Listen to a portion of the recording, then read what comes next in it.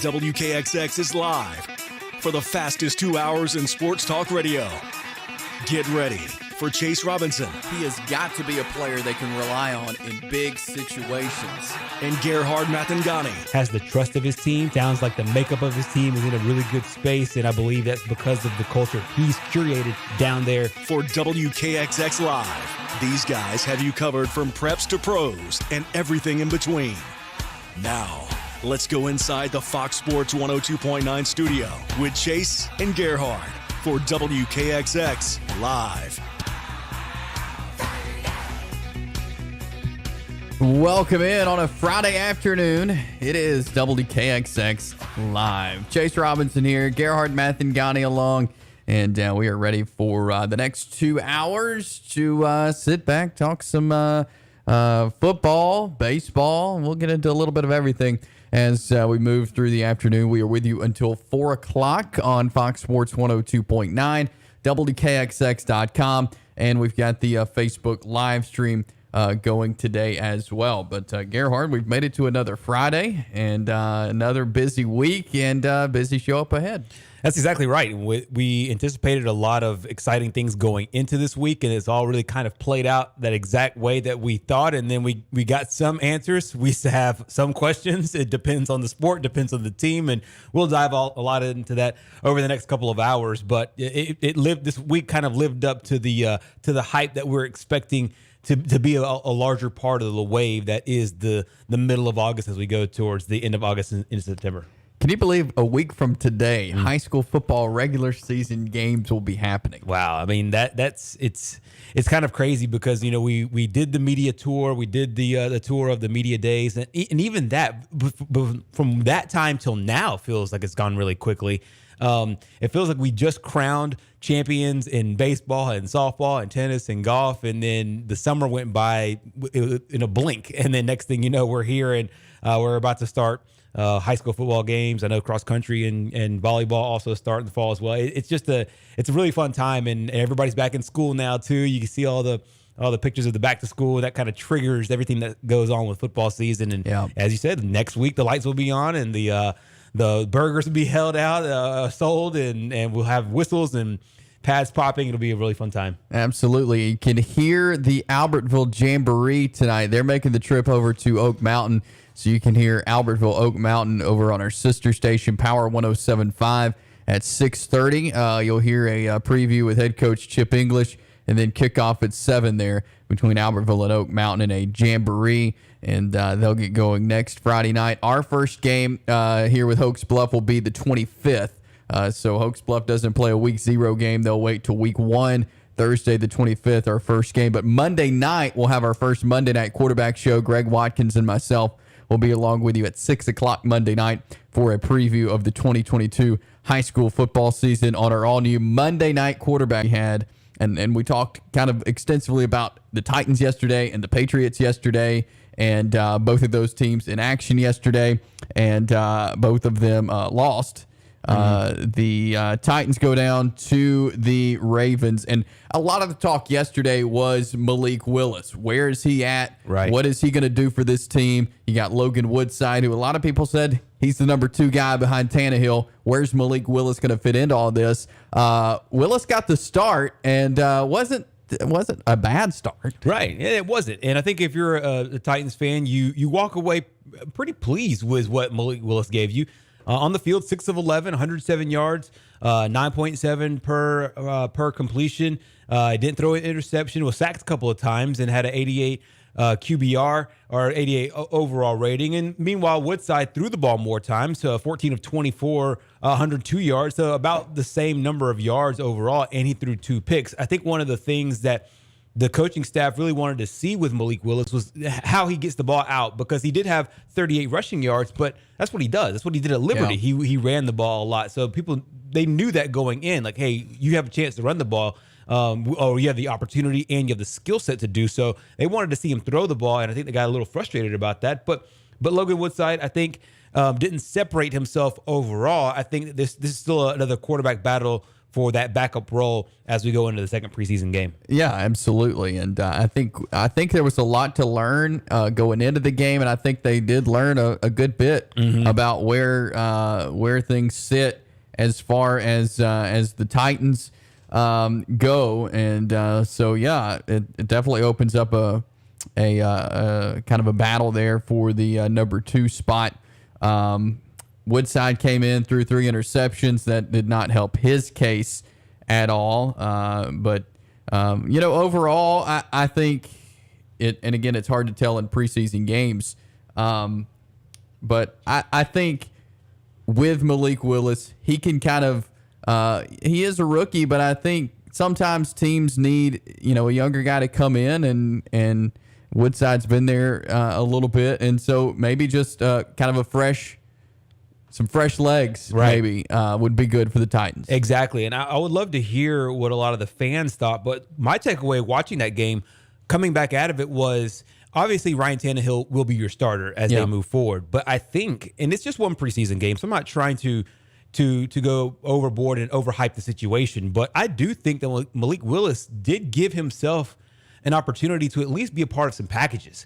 Where if the offense is stalling a little bit, can't get the drives going, they're stacking the box, and Derrick Henry doesn't have that much room to run. I think there are packages that can be had with Malik Willis that you can throw him in the mix. And so as he battles with Logan Woodside, you made mention of it that Malik Willis he's the rookie, he's the young guy. Woodside, 27 years old, out of Toledo.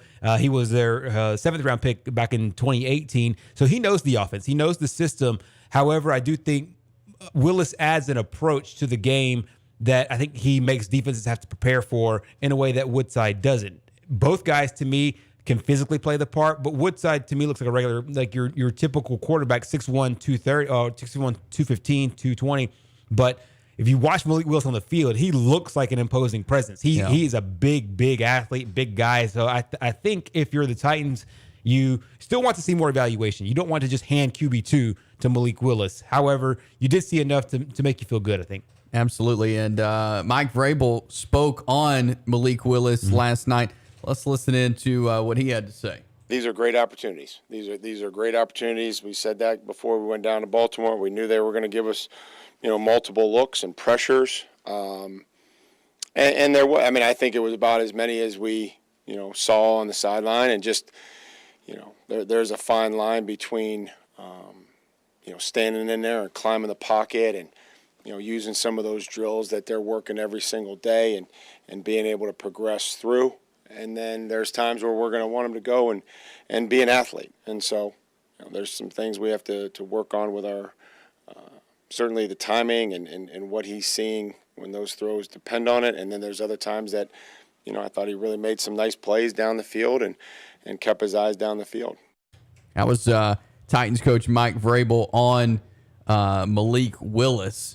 And so, pretty good things from the coach from what he saw from him as well. Yeah, for sure. And he went on a little bit later in that press conference, and he talked more specifically about some of the frustrations that the coaching staff had of Willis not getting the ball out, throwing. And I think right now you want to evaluate everybody. You want to evaluate your offensive line. You want to evaluate your receivers. And if your quarterback doesn't get the ball out in the air, you can't evaluate your receivers. For every time he runs the ball, it's a missed opportunity for a receiver to get some key evaluations in a game. And I think that was some of the frustration. But he also patted it on the backside and said, hey, look, this is a guy that will have opportunities to continue to do so. They know he's an athlete, so they'll ask him at times, hey, just be an athlete, go out and make a play. And one of the runs that he had, the touchdown run that he had, the Titans' only touchdown, he was physically imposing, and he can run over your safeties. He can run by your linebackers. They know that. I think they want to see more in the air, so I won't be a bit surprised if preseason game number 2, they ask him to throw the ball a lot more. Even if you throw an interception, even if you have a bad read, even if you don't make your progressions in the right way, they'll, I think, be more accepting of him getting the ball out and not necessarily evaluating every single result. I think a lot of quarterbacks get a little gun shy about throwing interceptions, especially as a rookie. Yeah, absolutely. And so the Titans fall to the Ravens in their first preseason game. There will be more to come, and we'll keep talking some Titans. Do want to mention we're going to talk some Philadelphia Eagles football later on this hour at 2:30. Josh Tolentino from the Philadelphia Inquirer will join us as the Eagles play tonight. We'll see what Jalen Hurts is up to up there in Philadelphia. But the Patriots played last night as well.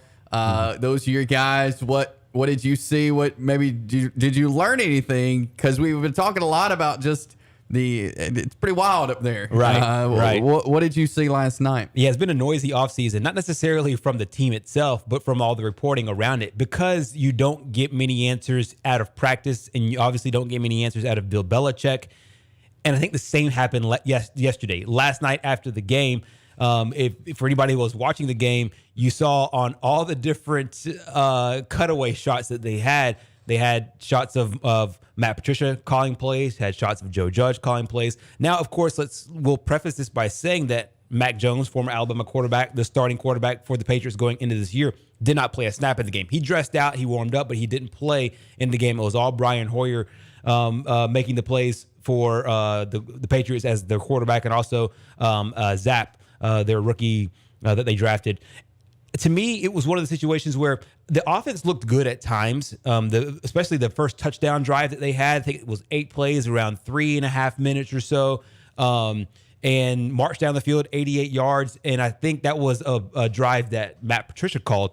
And you could tell that there was some symmetry within the offense. But, of course, they're all backups. A lot of these guys will not be playing, won't be starting when they suited up for real in the next few weeks. But it did look good, but we didn't get that many answers. And so we don't know if it's a situation where Matt Patricia is the offensive coordinator and Joe Judge is the quarterback's coach, or it's the other way around, or if Belichick is basically evaluating those two guys the same way that he's evaluating every other position. Yeah. So we don't know if that's the situation going on over there. But he's been very tight-lipped about it. He's been tight-lipped about it before this game. He was tight-lipped about it after the game. And so I think for a lot of people who are looking at this from the outside looking in, you've never seen this before. You've never seen two guys battling for a coaching spot. Those things are usually solidified in spring. And now here we are, and we still really don't know. Patriots scored 21 points. It wasn't an embarrassing situation. It wasn't a incredibly great situation. It was just kind of but you still are left with more questions than answers on the offense. Absolutely. And you're even left with more questions than answers after listening to Bill Belichick after the game. Yeah. In typical Belichick fashion. Let's listen in to see what he had to say about specifically the play calling situation. Bill, what were some of the benefits of having Joe and Matt call plays tonight? I thought it would be a good opportunity for us to do that. Do you know if one will call plays when the regular season arrives? Yeah, well, don't worry about that. We'll work it out. So have you decided?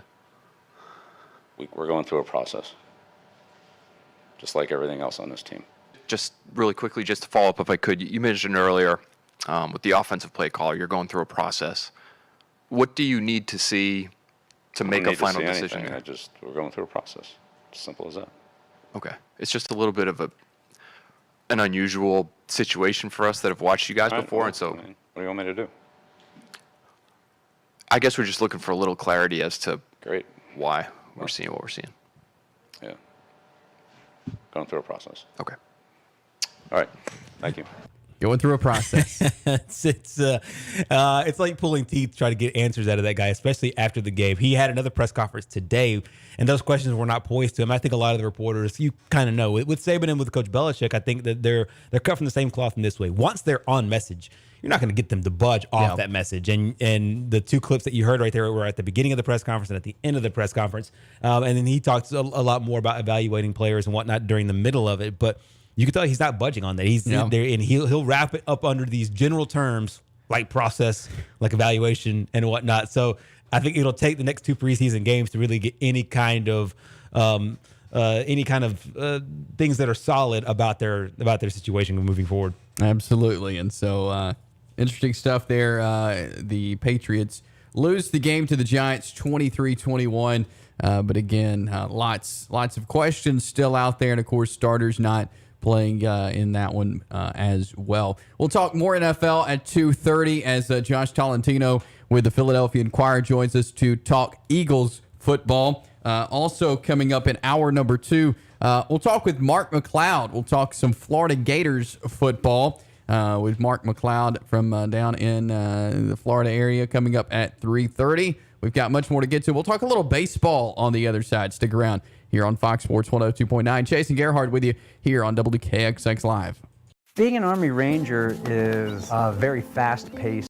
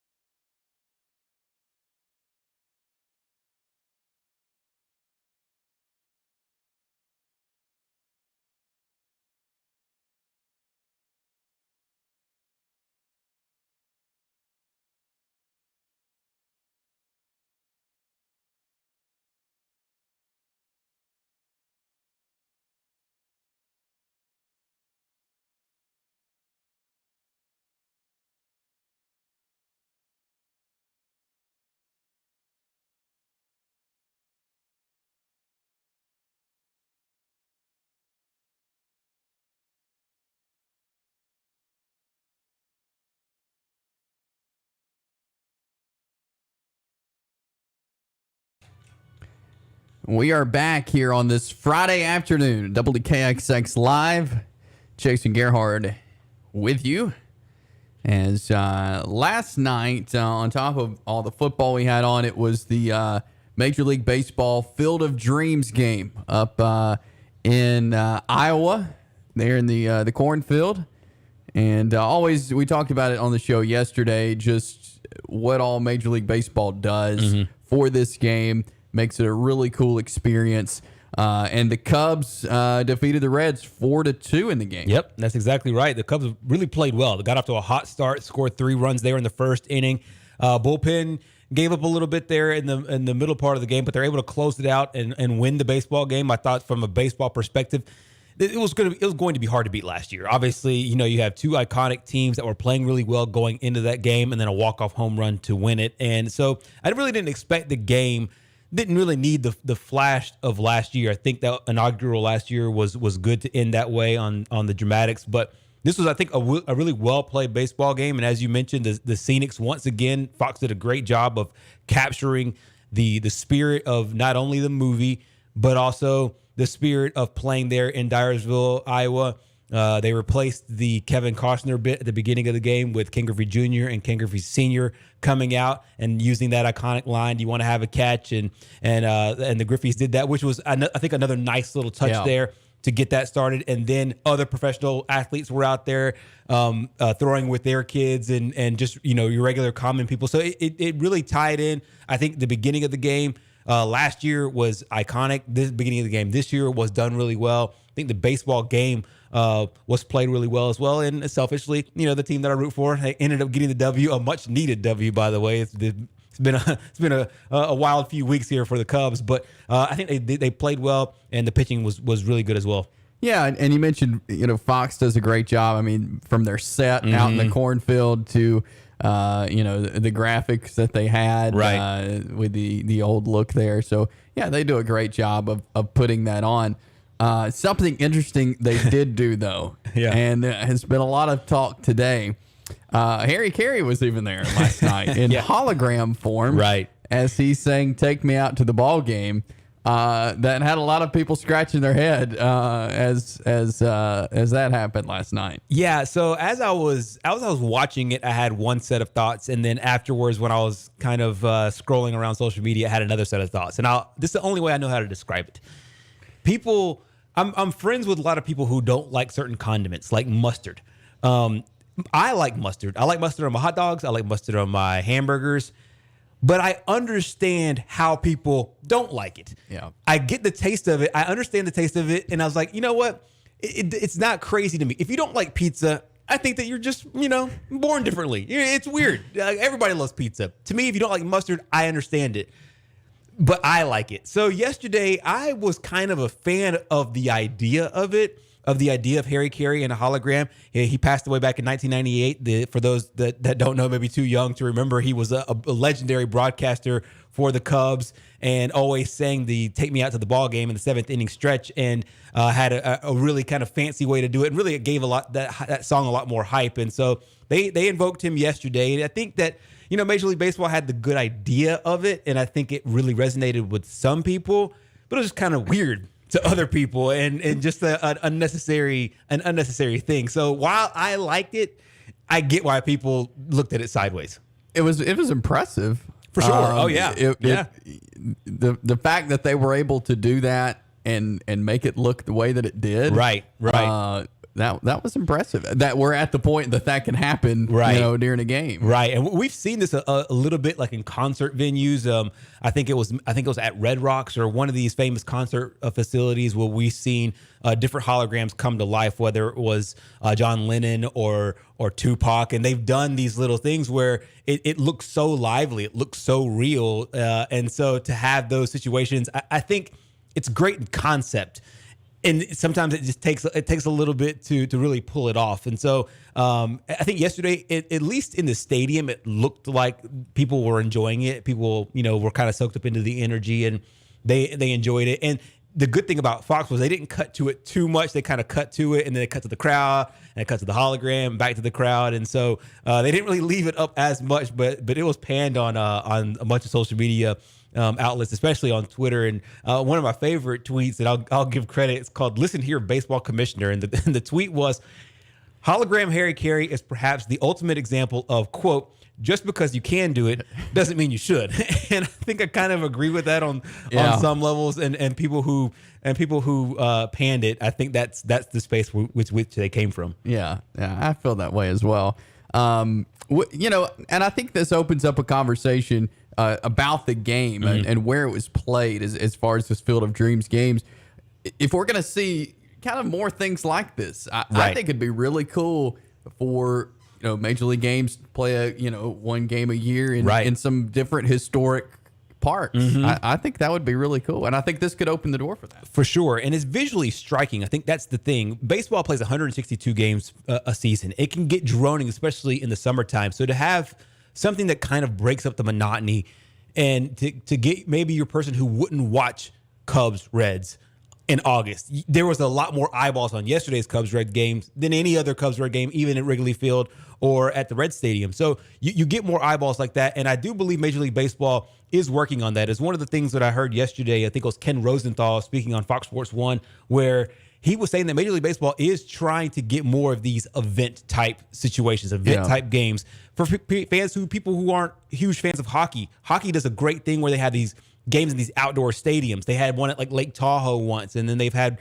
a couple at Fenway Park and in New York. You get it in the middle of the winter when it's already snowing there, and it creates a good visual. They've done college basketball games in the past on Veterans Day in November, early in the season, on aircraft carriers. Just something that makes it look completely different. Yeah. I think college basketball is actually going back to that again this year as well. So if baseball can continue to do this, I think they opened their mind up last year. They open it even more up this year. And then apparently due to construction, they won't have the game next year, but they can have something similar as they move forward. Oh, absolutely. There's so many places that they could do baseball games at.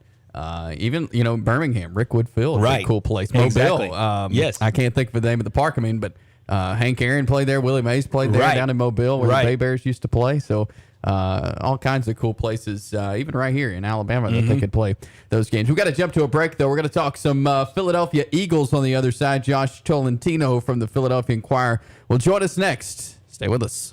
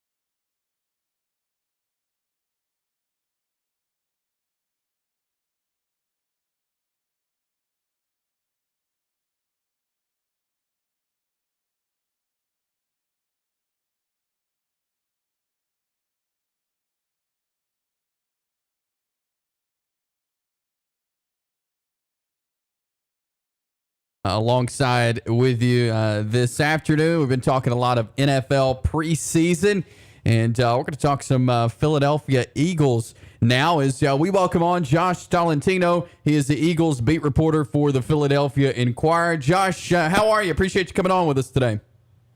Chase, doing well, man. It was a quick off season, and the Eagles have got their first preseason game tonight, so going to head over to the stadium here in a little bit. So training camp wrapping up as the preseason games begin. You mentioned they got the Jets tonight, preseason game number 1. What are some things over the last few weeks as training camp has been going that has stuck out to you specifically about this Eagles squad? Yeah, I think obviously when you talk about the Eagles, you look at what they did this offseason. They were one of the most active teams in the NFL. They got guys, so many guys, such as star receiver A.J. Brown, really headlines this offseason class, and they added a bunch of pieces on defense. Jordan Davis out from Georgia, Nakobe Dean from Georgia, so two young promising studs on defense, and then really all over the ball. They've got a lot of additions, but I think really when you talk about the Eagles, you everything goes back to the quarterback and Jalen Hurts, and what what progressive steps he'll be able to take as he heads here into his third year in the NFL and his second season as the starting quarterback.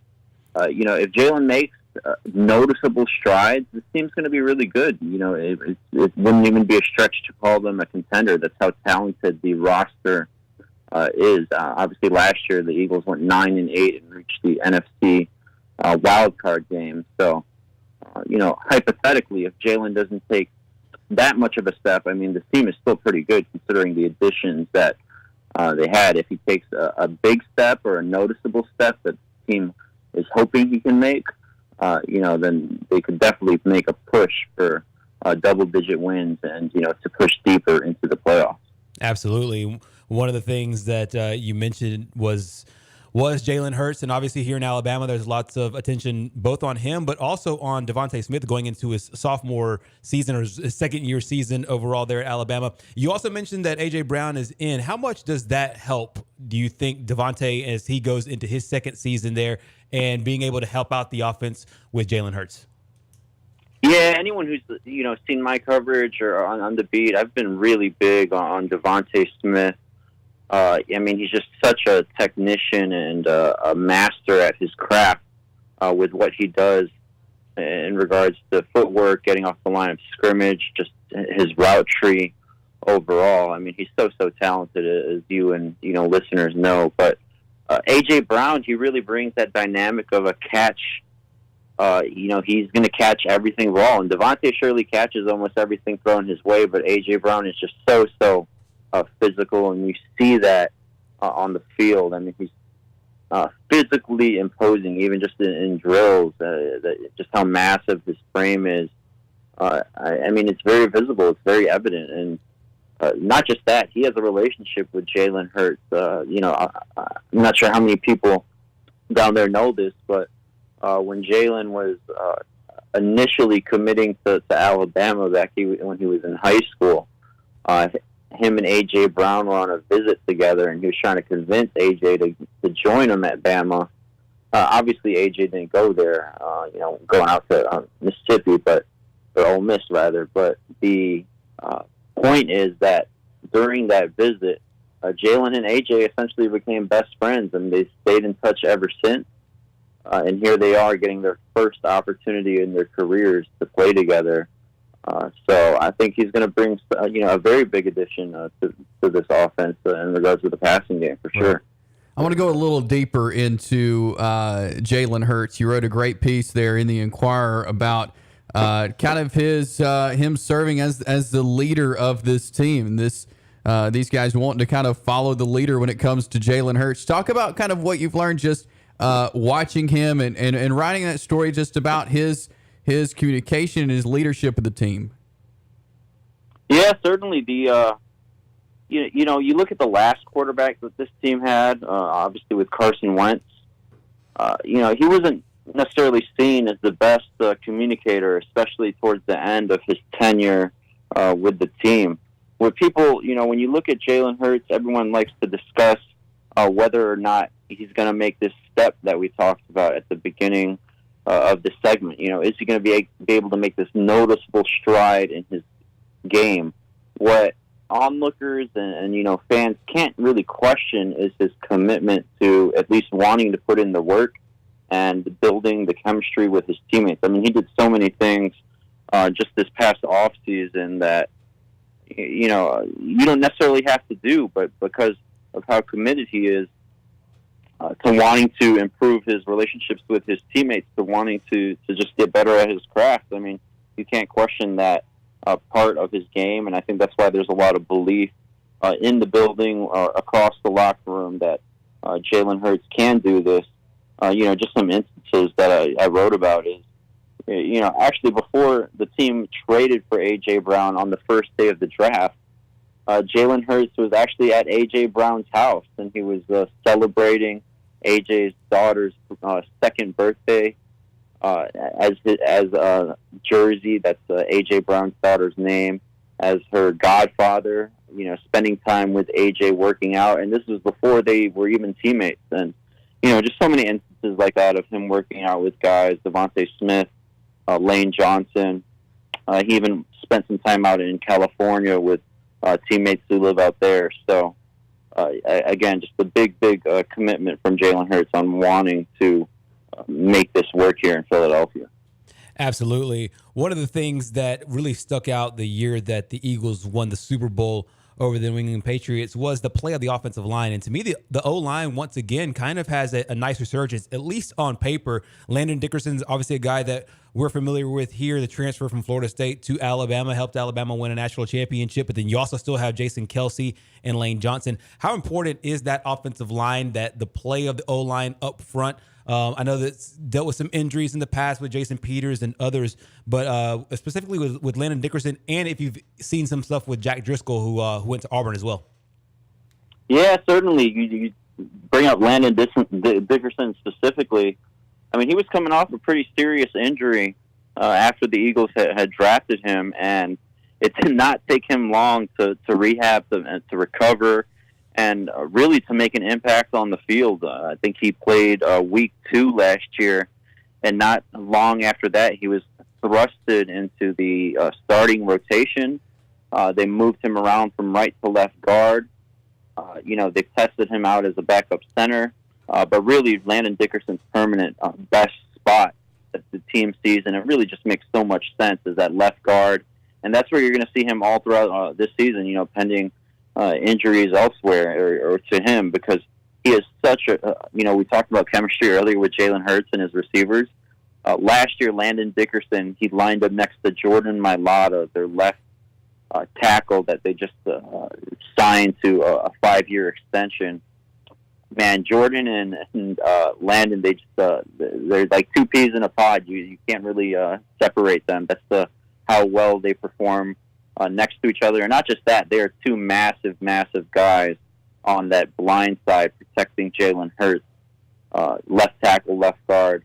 Landon Dickerson, his arrival, it came here much sooner than many expected, and he definitely surprised a lot of us here that, especially with how the performance and how smooth his game was. It did not take, that long, and a tribute, obviously, but kind of what you mentioned, to the offensive line being really good. They've got some veteran pieces, especially with Jason Kelce, Lane Johnson, but Landon Dickerson, is almost like they didn't lose a step there when he got thrown in there. Josh Tolentino joining us from the Philadelphia Inquirer. We're talking Eagles football this afternoon, and the Eagles and the Jets go at it tonight in the first preseason game. What are the Eagles looking at tonight as they take the field? Are there some position battles that the eyes are going to be on tonight? Yeah, certainly. Anytime you talk preseason, there are always going to be position battles. Really the main ones are those. You talk about constructing a 53-man roster. At the beginning of the segment, I discussed how well this roster is constructed. So that means there aren't going to be that many spots. I mean, obviously the depth guys, you're talking about like the, 40, 45 spots seem pretty secure. So really those last final spots on the roster, the practice squad, depth spots. But Josh Jobe's definitely a guy that I've been interested in. Many might be familiar down there from Alabama, former Alabama cornerback, defensive back. He's flashed in camp. He's definitely someone that I'm going to be paying attention to. But,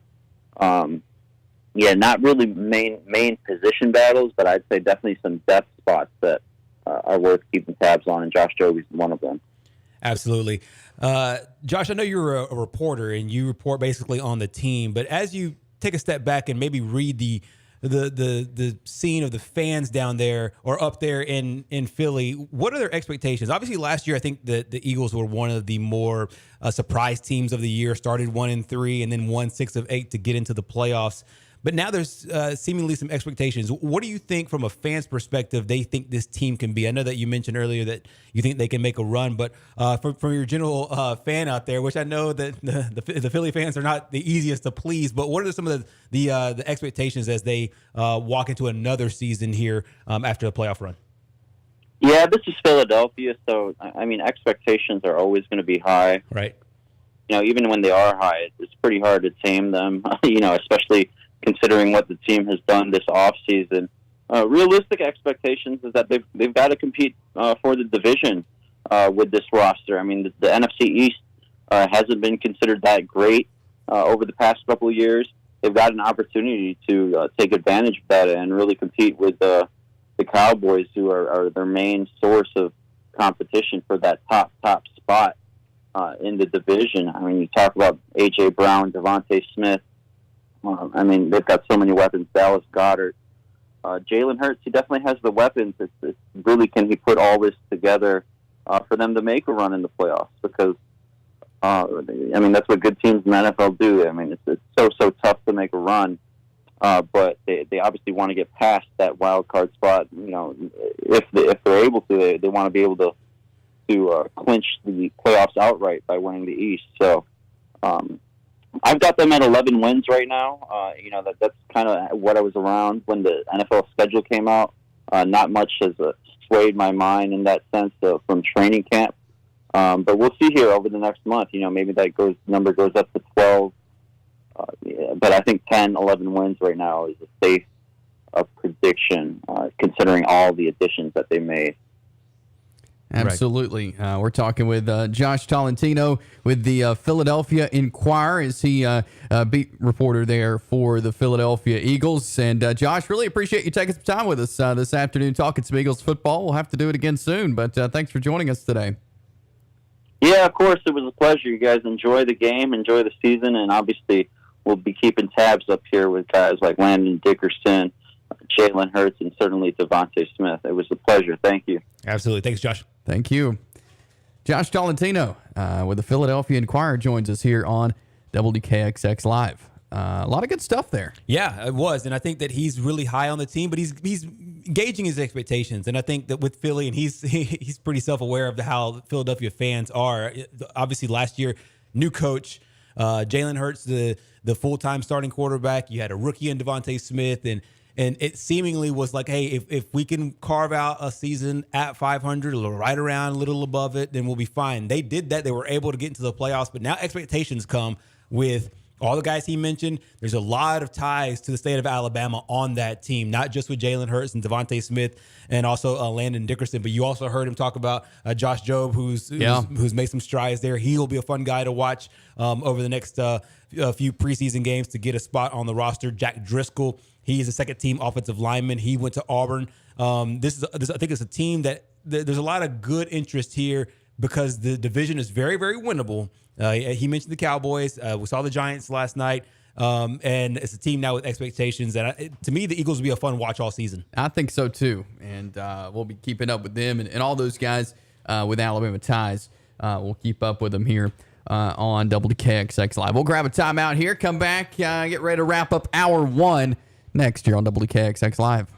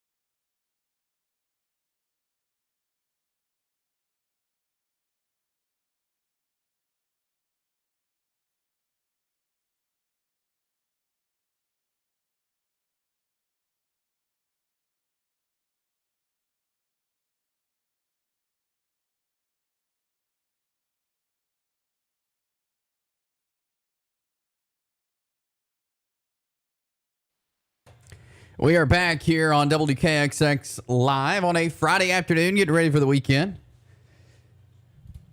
Chase Robinson, Gerhard, Mathangani here. And as we get ready to wrap up hour one and send you into hour number two, we got a lot going on in hour two as well. As we'll hit on some recruiting, as well as talk with Mark McLeod. We'll break down some Florida football as well. Yesterday, though, Kentucky has been known for so long in what they've been able to do on the basketball court. But recently, I mean, they've been winning football games. Had a 10-win year. Mark Stoops has completely turned that program around. Well, there were some comments made yesterday by John Calipari, basketball coach there at Kentucky, and he made the comment that it really perturbed Coach Stoops, right, in that Kentucky was a basketball school. He said no offense to football, and he hopes they win 10 games, but Kentucky's a basketball school. Right. And Coach Stoops was quick to respond on Twitter. Yeah, he was. And to me, this is a really interesting back and forth because, Kentucky is a basketball school historically speaking, but the football program has really come out and made a name for themselves. You mentioned the 10 wins. They now also have a legitimate NFL prospect there at quarterback, and they put a lot of guys in the league. But Coach Stoops quickly, I mean, it was within the hour. I think it was within like 15 minutes of when the original tweet came out. And the original tweet, to clarify, it says, this is a basketball school. Alabama's a football school. So is Georgia. And then no disrespect to the football team. And as you mentioned, he says they hope they win 10 games, go to a bowl, but this is a basketball school. Now, he's saying this because he being John Calipari, wants a practice facility there in Kentucky. He wants a whole new practice facility, obviously to help out with recruiting. But then immediately afterwards, Bob Stoops came back and he said basketball school, ?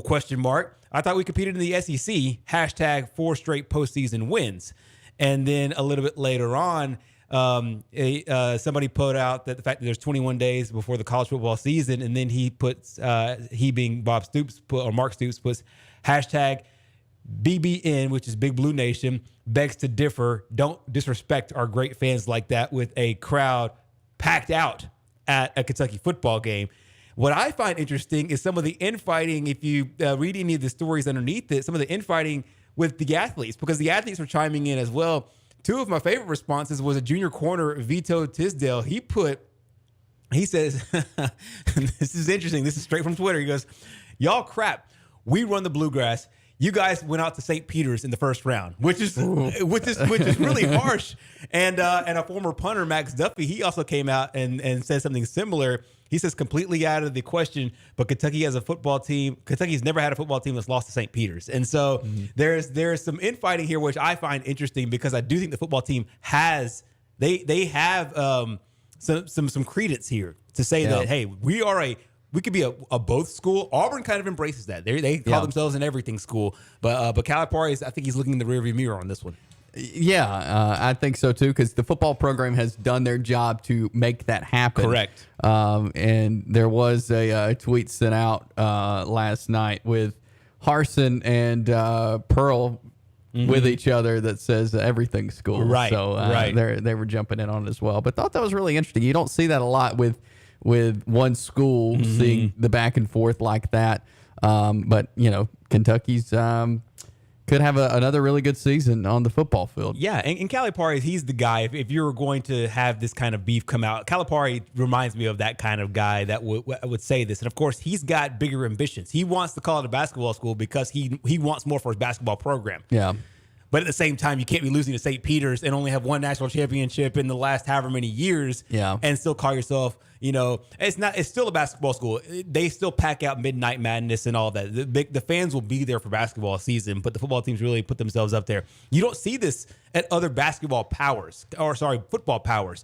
For example, you don't see Nick Saban, even though Alabama is a football school, and Calipari even hinted at that. He doesn't say because he wants the football program to be the best. If he wants a new suite, he doesn't say we're a football school and then basically take shots at Nate Oates in his basketball program or the baseball program with Coach Bohannon. He he's more tactical with it. And so I don't think you see this at Kansas, and obviously their football team doesn't have much to say about anything, but you don't see this at other schools. And so it's really interesting to watch this play out in real time with two programs that I think are going in different directions. Although historically, the football team has been bad and the basketball team has been good. Yeah, so that was interesting that came out yesterday there with the coaches at Kentucky. That is it for hour one. We're going to go straight into hour two. On the other side of this break, Mark McLeod will join us, talk some Florida Gator football and much more as we continue here on WKXX Live.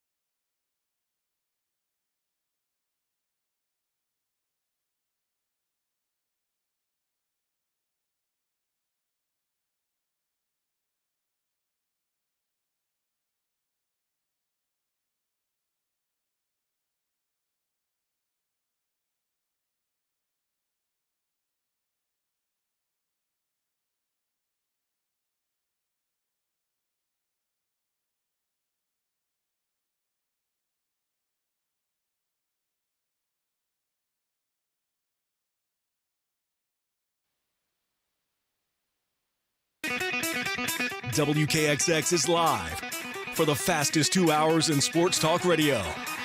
Get ready for Chase Robinson. He has got to be a player they can rely on in big situations. And Gerhard Mathangani. Has the trust of his team. Sounds like the makeup of his team is in a really good space, and I believe that's because of the culture he's curated down there. For WKXX Live, these guys have you covered from preps to pros and everything in between. Now, let's go inside the Fox Sports 102.9 studio with Chase and Gerhard for WKXX Live. Hour number 2 underway here on a Friday afternoon. We are close to the weekend, folks, as we will be with you till 4 o'clock. Appreciate you joining in. 256-413-1029 is our phone number. 256-413-1029 will get you in to be a part of the show this afternoon. Call in and we can chat with you here. Mark McLeod will join us coming up about 3:15. Talk some Florida Gators football. We'll preview the Gators season under new head coach Billy Napier. Looking forward to talking with Mark.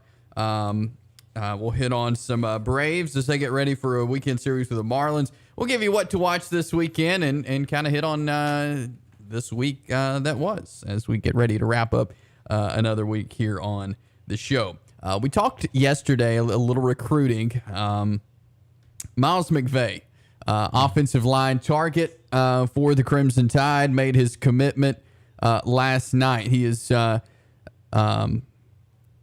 he's just outside of St. Louis is where he's from, East St. Louis High School. And so he did commit to the Crimson Tide. So another big pickup, 4-star guy, offensive lineman.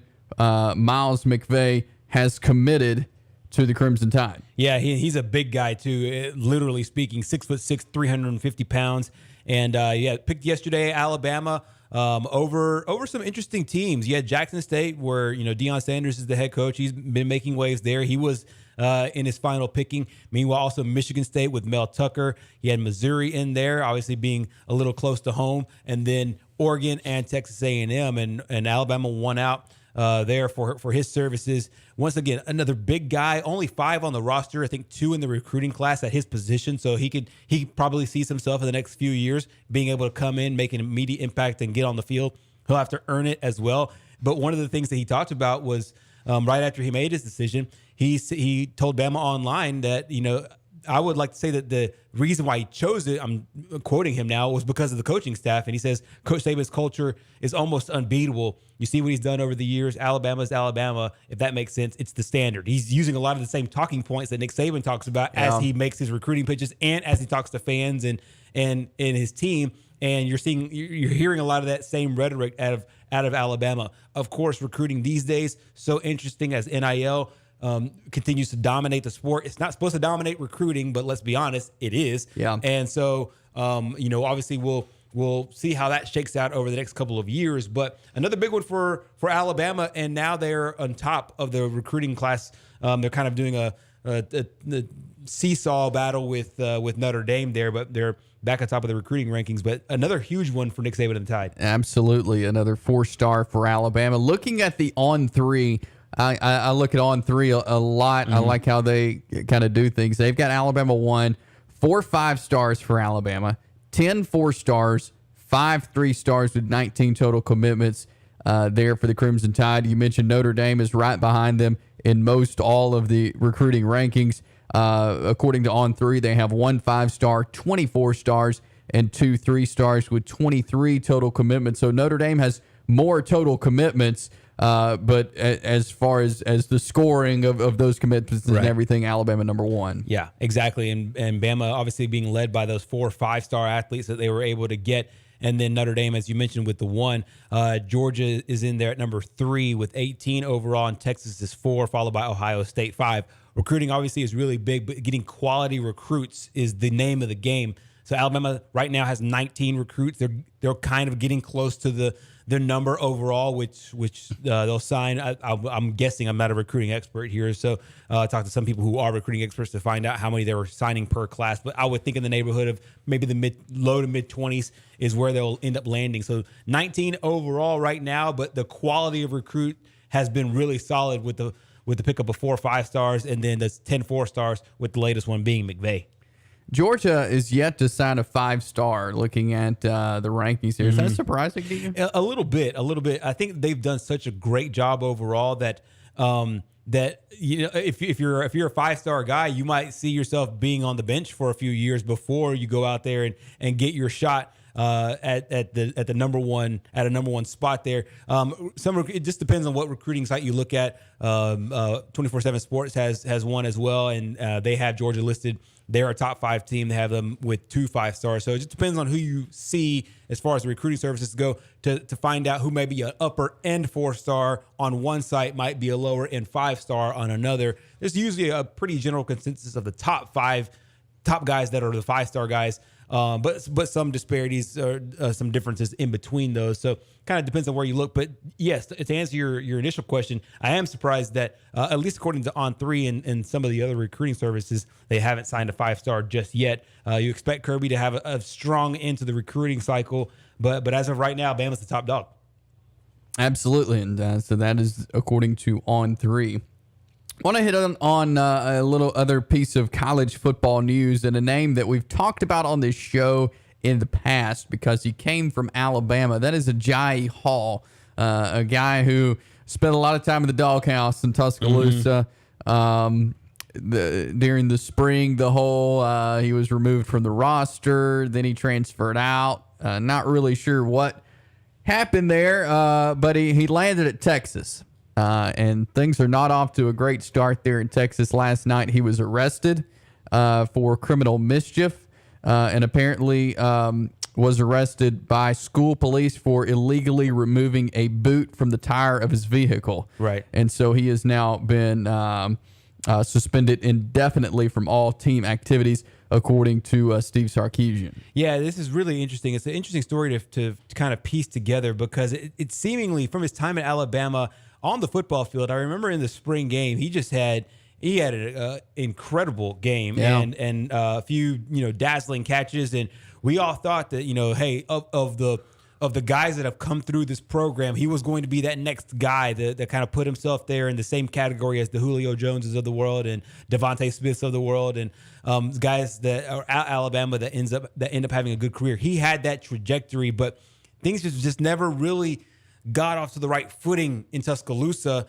You would think he would try to start over, go to Austin, be under Coach Sarkisian, understand that is a second chance. You might not get a third, and to have this situation here, when you're a young guy, a lot of times you end up making decisions that have big time consequences. But you would just hope that you don't need to learn the same lesson 2 and 3 and 4 times, and it looks like he's going down that path. I hope everything works out for him there, but we've seen these cautionary tales before of guys that just for one reason or another aren't able to get their ducks in a row off the field, and it really hurts their availability on it. Yeah, and you mentioned such talent. Oh yeah, Agiye Hall has. But trouble just follows him. He seems to find a way to mess that up somehow, and you've got to think that he's not going to have that many more chances. Right. Sark knows him. He coached him at Alabama. He knows what kind of player he's getting.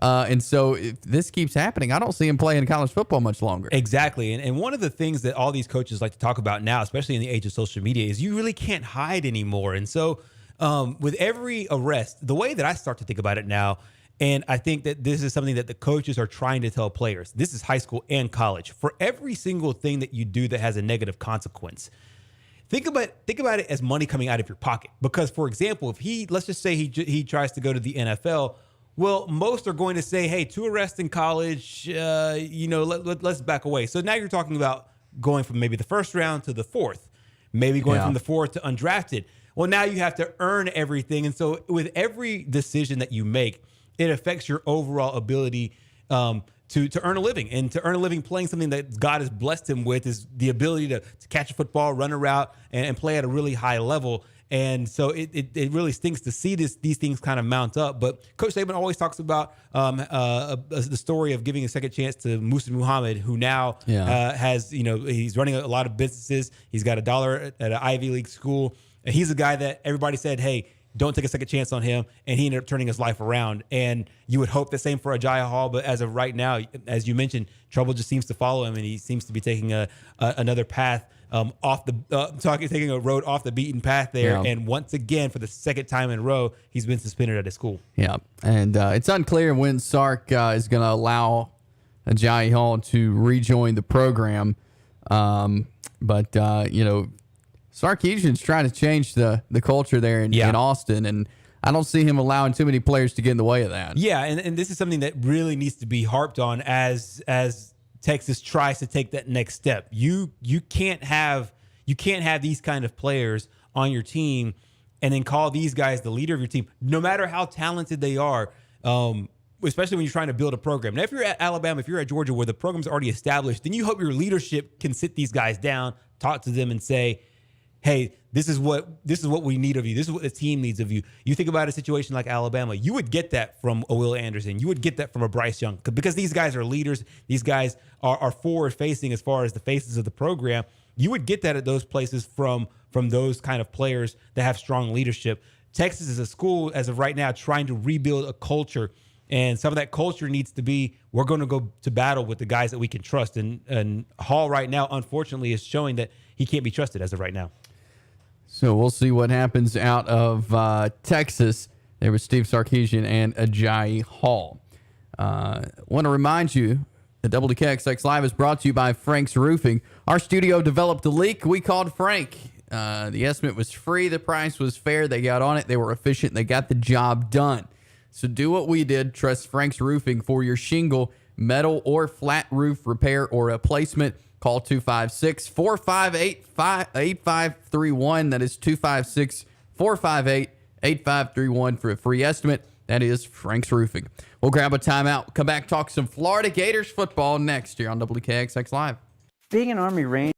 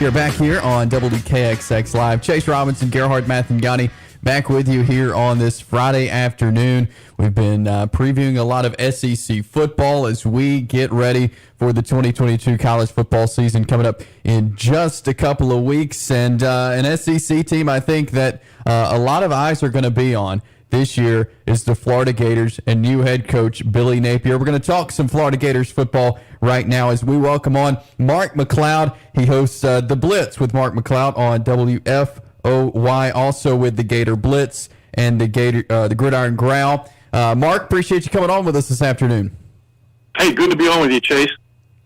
And I know it's exciting times there in Florida with the Gator football program. Billy Napier taking over for Dan Mullen. Just as you've been covering this team and all that's going on down in Gainesville, what are some things that have stuck out to you about kind of how Billy Napier runs this program and what's to come for Florida?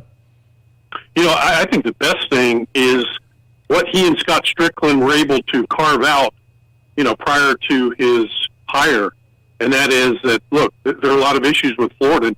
Billy Napier really did his homework. He dug in and found out some of the problems that were going on in Gainesville under Dan Mullen, under Jim McElwain, and some of the issues that the University of Florida had. And he said, look, you need more support staff people, for one, and there's a lot of terms of direction that things need to be changed down there.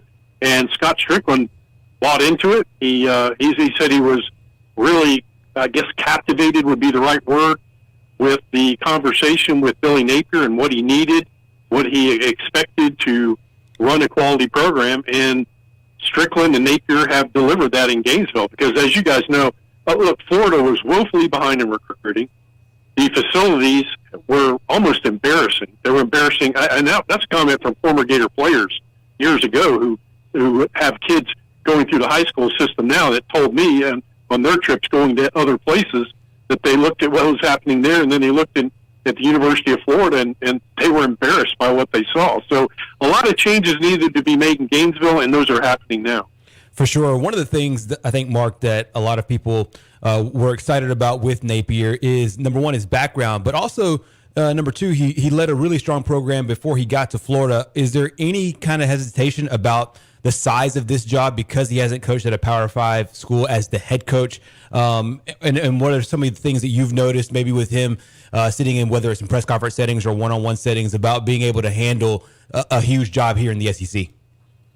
You know, that's a great question because, look, we had those same takes when Florida hired Will Muschamp, who had never been a head coach. The same takes when Jim McElwain was hired, who really had never been at a big stop other than as an assistant. But, you know, Billy Napier, I got to tell you, it's been very different. It really has been very different.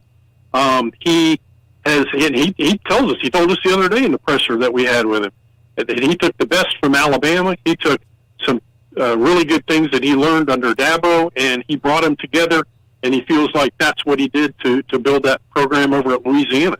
And so far, I really have no reservations or hesitations on that, which I got to be honest with you, I did under McElwain. I did under Muschamp, you know. I really did. And now you just hope that things come together for Florida. We're talking Florida Gator football with Mark McLeod. And, Mark, when you look at this team offensively, I think it starts with Anthony Richardson at quarterback. What's been the talk about Richardson during fall camp leading up to the season? Yeah, you're right. And look, it really, the Florida season, I hate to say it, but it's on his shoulders. It really is. The Florida offense, to be honest with you, that should be a really good offensive line. And, you know, you return so many starters back, guys that have played quite a bit of football in the Southeastern Conference. Now they're getting coached up by a couple different coaches, including Rob Sale, who's your co-offensive coordinator.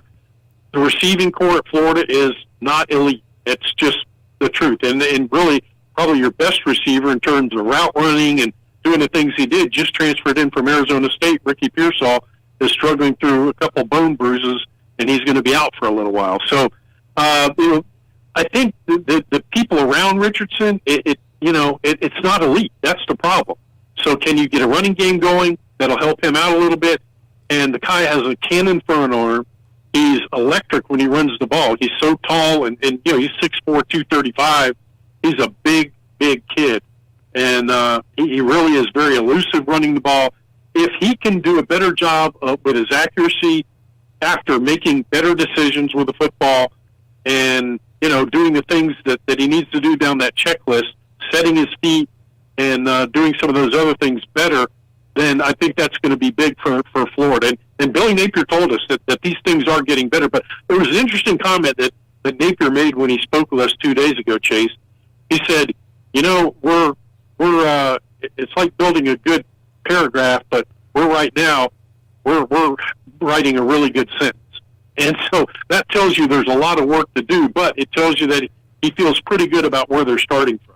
For sure. Speaking of starts, the interesting part of the schedule, I think it's one of the more interesting schedules in the entire country because there are no tune-ups before the number 1 team or the number 8 team as far as the preseason polls go. The first game on the schedule, it is a home game, which that's the good part, but a really good Utah football team comes to Gainesville. And then right after that, Kentucky, who a lot of people are high on, is in Gainesville as well. And then 2 weeks later, a trip to Neyland Stadium over to Tennessee. How important is this early part of the schedule? Maybe not just from the wins and losses standpoint, which you can touch on that as well. But how important is it just in general to get off to a good start given very, very difficult circumstances?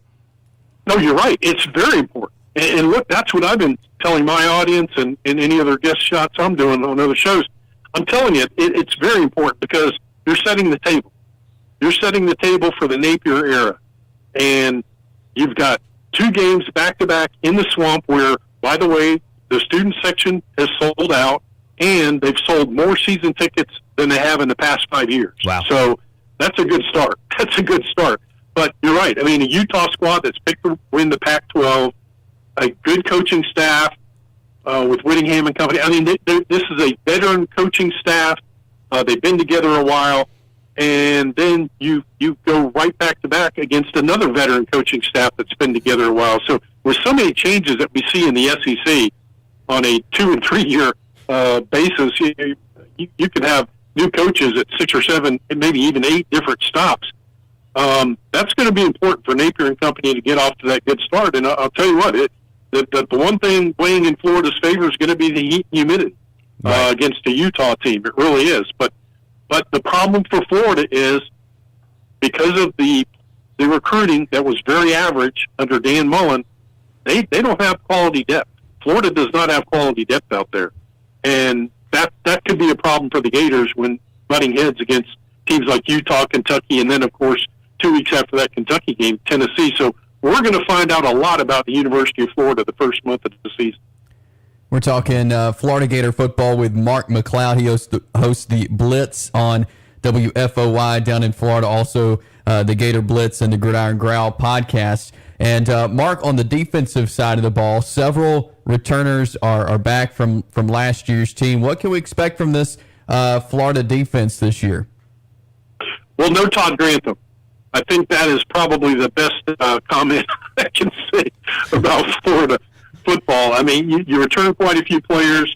I like the coaching staff. I like Patrick Toney and Spence. I think they've got some good coaches. Of course, they get Raymond from LSU.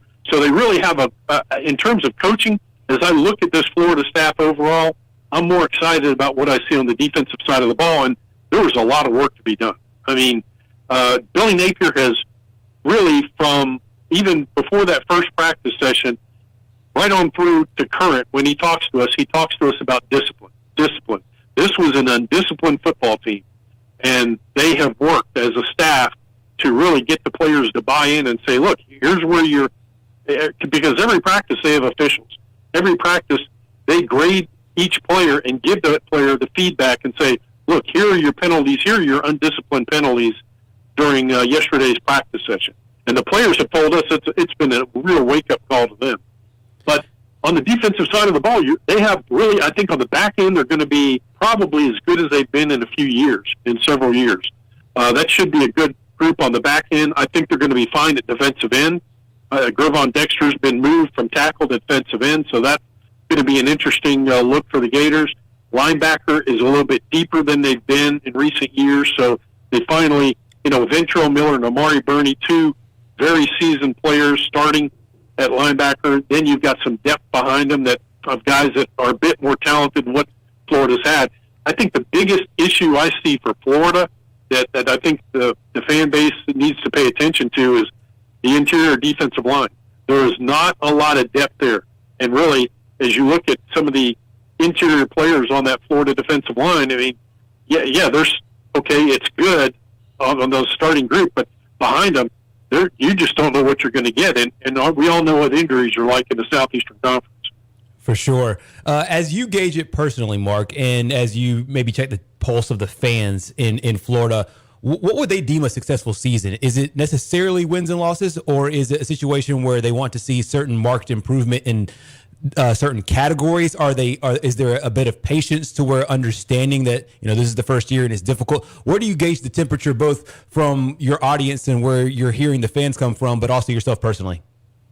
I think there's a bit more patience going into this year. I think people finally understood how bad it was under Dan Mullen in terms of recruiting the past 2 or 3 years. Right. I think people have gotten a grasp on that. So I think and then look, saying there's patience in Gainesville, that rarely is ever heard.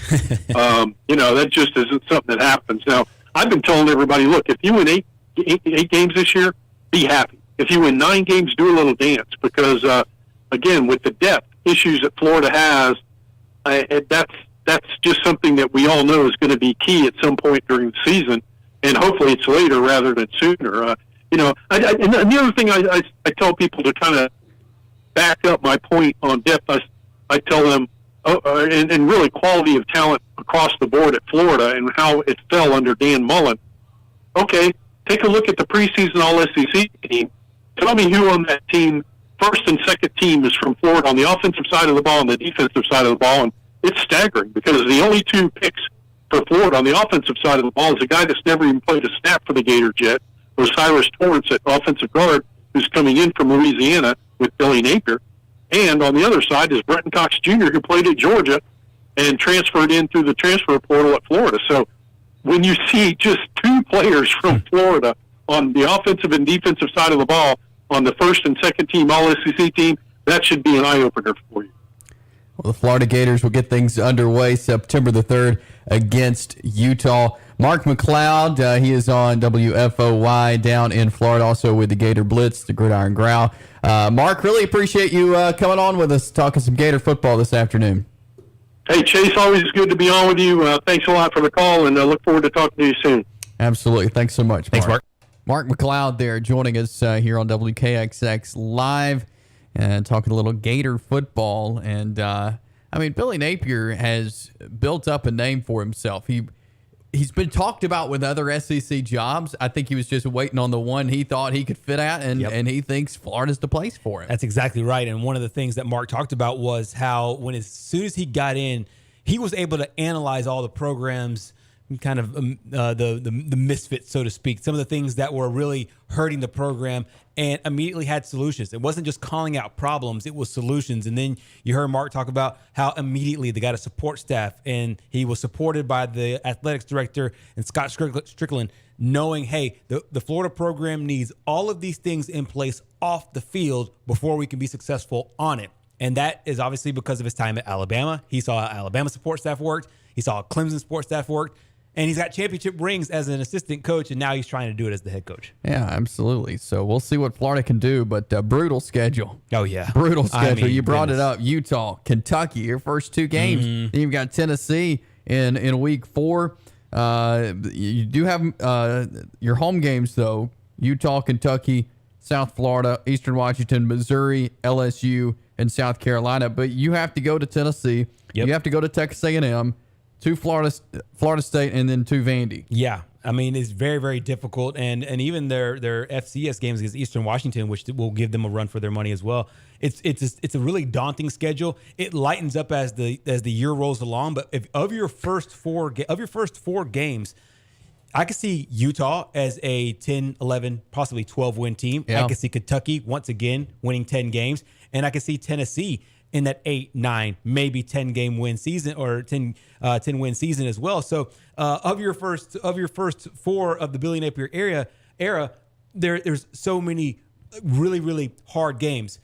Bama plays a game this year to start their season off against Texas. But before that, they have essentially like a tune-up game. Same thing with the Auburn Tigers. They have a tune-up before the Penn State game that they have at home.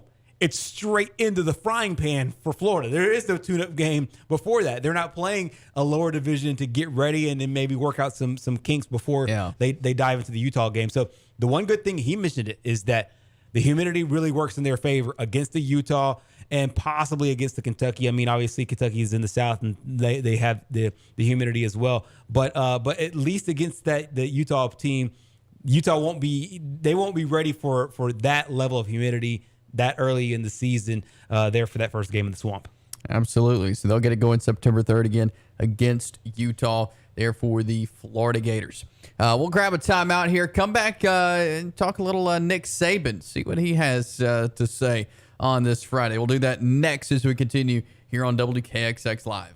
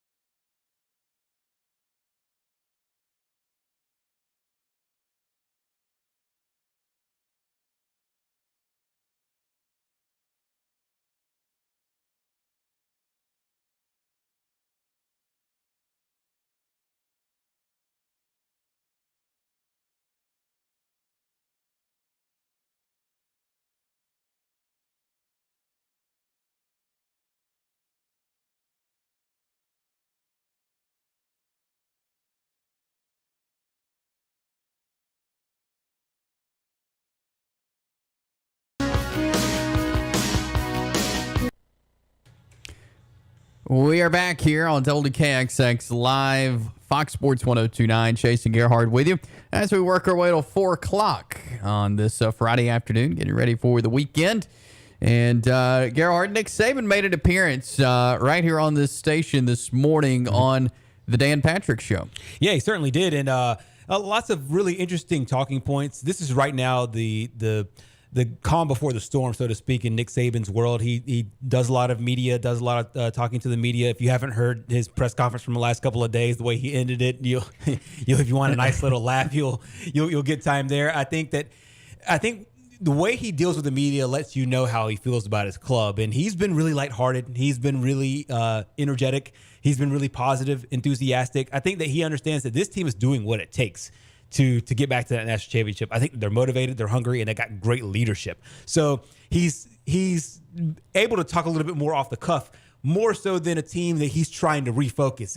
If a team that he thinks is maybe not there mentally, he tries to refocus that team. That doesn't seem like he's doing that with this year's club. He seems a little bit more energetic. And so on the interview today, one of the things that caught my ear was he was talking about the coaches poll. And of course, that's something that you and I talked about earlier in the week, because it was a weird situation where Alabama, they're not the champions, but they had the most votes, number one overall. We saw Georgia with a fewer amount of votes, and then a really random vote for Texas as the number one team in the country. And he talked today with Dan Patrick about being the number one team and some of the ways that he votes being one of the voters in the poll.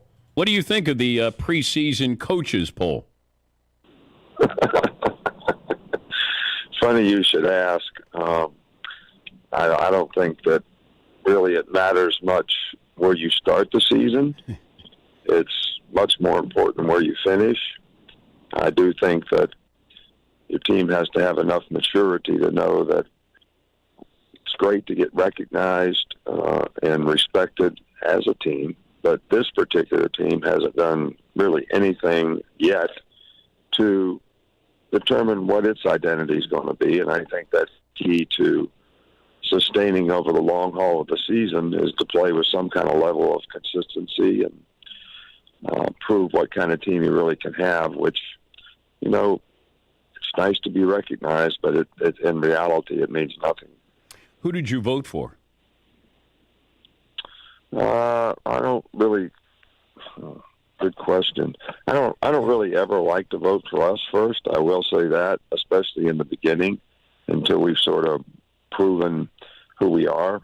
So I'll leave it at that.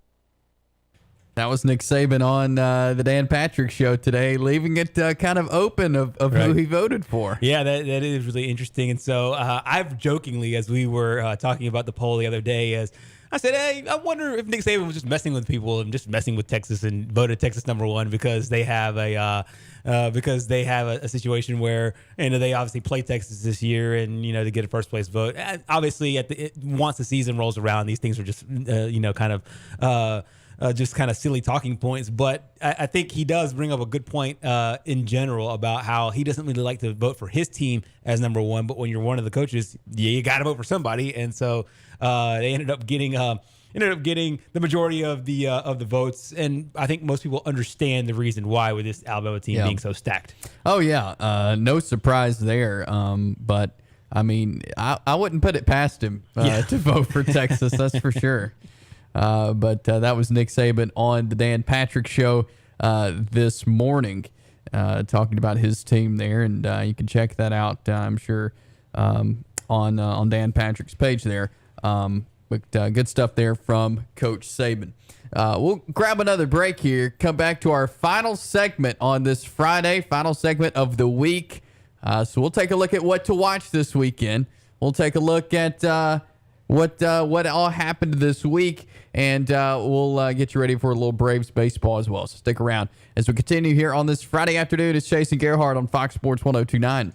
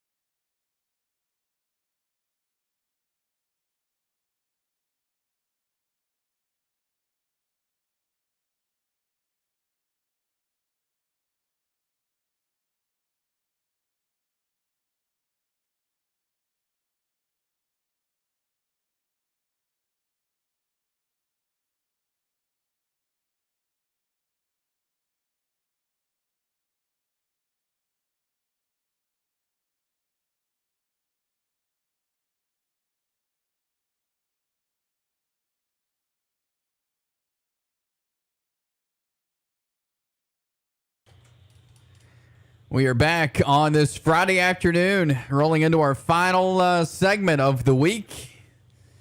As it's been a busy week, a lot going on. Braves tonight. You'll hear them actually in just a little bit. For the Ford leadoff show is at 4:25. First pitch at 5:40 tonight from the Braves Radio Network. So 4:25, Kevin McAlpin and Chris Domino will join you for the Ford leadoff show. And Ben Ingram and Joe Simpson will be along at 5:40 for first pitch there. Braves, Marlins, as they begin their 4 games in 3 days here. Doubleheader tomorrow, beginning the pregame show beginning at 9:55 in the morning from the Braves Radio Network to get your day started with Braves baseball. Jake Odorizzi on the mound tonight for the Braves, getting the start. And it'll be Acuna, Swanson, Riley, Olson, Contreras, Rosario, Ozuna, Grissom, and Harris. The lineup tonight for the Atlanta Braves. Pablo Lopez will be on the mound for Miami. Gerhard, this is a big weekend. I think just kind of get some momentum before you head into to the rest of what's going to be a tough stretch here. That's exactly right. They cannot look ahead. They can't look forward to what's to come in their next series coming up against the Mets. They got these 4 games against the Marlins. It's a divisional opponent. They're on a nice little winning streak right now. They want to keep that going and keep that alive. Travel day to day. It's a long trip from Boston to Miami, but they're able to. They've done that trip before. They've made it before. So it's one of those things where can they focus? Can they refocus on another opponent? Get the taste out of their mouth. They got out of their mouth of the losing 4-5 to the Mets. 1-2 nice ones in Fenway. Now you got to go down and take care of business against a team that's not as good as you are. Let's just be honest here. The Marlins are not as good as the Atlanta Braves. They should win the majority of the games in this series, if not sweep it. And so they have a good chance here, and they have a chance to show that from a mental standpoint, they're right on par with where they need to be before they look ahead to their series against the Mets. Absolutely. So again, you'll hear Braves and Marlins tonight and all weekend here on Fox Sports 102.9. Well, as we do on Fridays heading into the weekend, we got to know what to watch this weekend. Gerhard, what can we watch this weekend? All right, so I have a handful of things here. I have 1, 2, 3, 4, 5. I got 6 things on the list as of right now. So we'll start with some NFL football coming up tomorrow. How about the Kansas City Chiefs and the Chicago Bears? A really interesting matchup between 2 teams. I think the Chiefs are solidified, looking to work on their defense. Meanwhile, the Bears, second year under Justin Fields, can they make another step moving forward in their progression? We talked earlier today with Josh from the Philadelphia Inquirer about the next step for the Philadelphia Eagles. I think the Chicago Bears are kind of in that step where the Eagles were last year, looking to see if they could take a next step. Justin Fields going into his second year. And also shout out to a former Gadsden City high school star and Darnell Mooney. Not sure if he'll play in the game. He's a starter for the Bears. He solidified himself. He had a great season last year. Yeah. So if he does play, I'd expect it to be very little, but a good local eye to keep out with there. Meanwhile, another game on the NFL slate. How about the Carolina Panthers and the Washington Commanders? A really interesting battle because both teams enter with a new quarterback. There is a quarterback quote-unquote battle in Carolina with Baker Mayfield as well as Sam Darnold battling for that quarterback spot. Not sure if either one, both, or none will play in the game. I do expect both to play, though, to get at least some reps. People that are close to that situation say this is Baker's job to lose, and I think that it will be once it's all said and done. But this first preseason game will go a long way, I think, into determining who it is.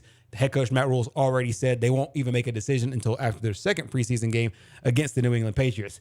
The third thing on the list is another NFL game. How about the Dallas Cowboys against the Denver Broncos? A really interesting matchup there because the Broncos have a new quarterback as well in Russell Wilson. Cowboys working on a lot of things. Former Alabama star Amari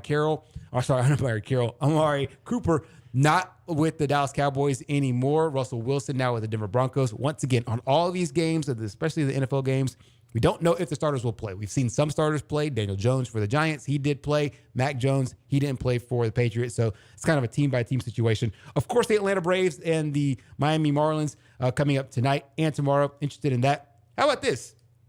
College basketball. Don't get that too much this time of year. Big Blue Bahamas Tour. Kentucky is taking on Carleton University. Never heard of Carleton University. No. However, with all the hullabaloo that's gone on in Lexington about the basketball school versus the football school. Some eyes will be watching what goes on with Kentucky there. Yeah. If Kentucky doesn't have a great showing, I can see some more social media little jabbing back and forth between Bob Stoops, Calipari, the football team, the basketball team, and whatnot. So the Big Blue Bahamas tour, Carleton University against Kentucky. I think they played 2 games, similar to what Auburn did in Israel, playing 2 to 3 games overseas. And then on Sunday, Vikings and Raiders. The Vikings have a really interesting situation because they're expected to be an improved team this year. They made a lot of moves in the postseason, in the offseason.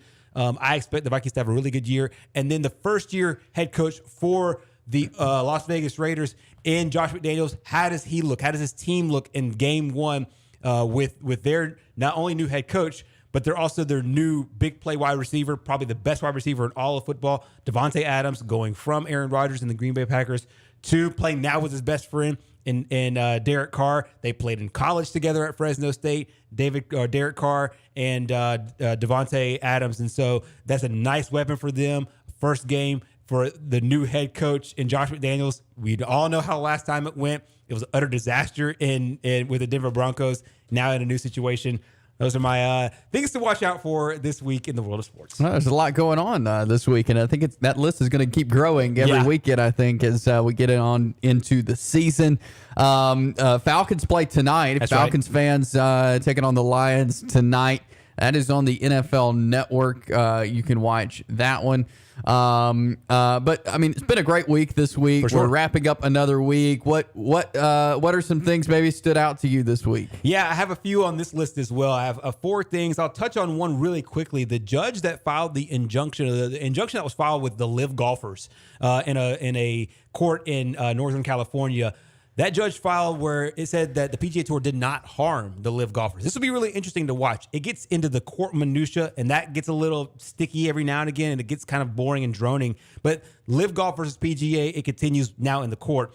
How about the Field of Dreams game yesterday? Ken Griffey Jr., my favorite athlete to watch growing up, playing with his dad. I think that moment was great. The Chicago Cubs ended up getting the victory there. How about Tyson Fury? He's a boxer that announced his retirement and then flirted with coming back to boxing. He obviously is a guy that boxed a lot against Deontay Wilder, a guy from Tuscaloosa, Alabama, the Hall of Fame boxer there. Solidified himself as one of the greatest heavyweights of all time. 34 years old, retired from boxing, made an announcement that's made it seem like he might come back. He did that on Tuesday, and then yesterday basically shut it down and said he is done with boxing. And obviously with boxers, you don't want to see them go too far past their prime or too far past what they're used to going. Those are my top 4 things. And then the number 1 thing from this past week, how can you not love it for Vaughn Grissom? Blasting a home run, a great major league debut, a home run over the Green Monster, a stolen base, 21 years old. I just lived in vicariously through him as he lived that epic moment there. His family's all there as well. An unbelievable start for the Atlanta Braves. Man, what a week it's been. It's been a good one, and I'm sure it'll be a great weekend, and looking forward to being back with you next week as it's going to be game week for high school football. That's right. So we will be in high school football mode beginning Monday. It will be game week. Lots of jamborees happening across the area tonight. And so we'll talk high school football, college football, NFL, baseball, all that coming up next week. That is all the time we have for you this week. Enjoyed it. We'll be back with you on Monday from 2 to 4. Have a great weekend.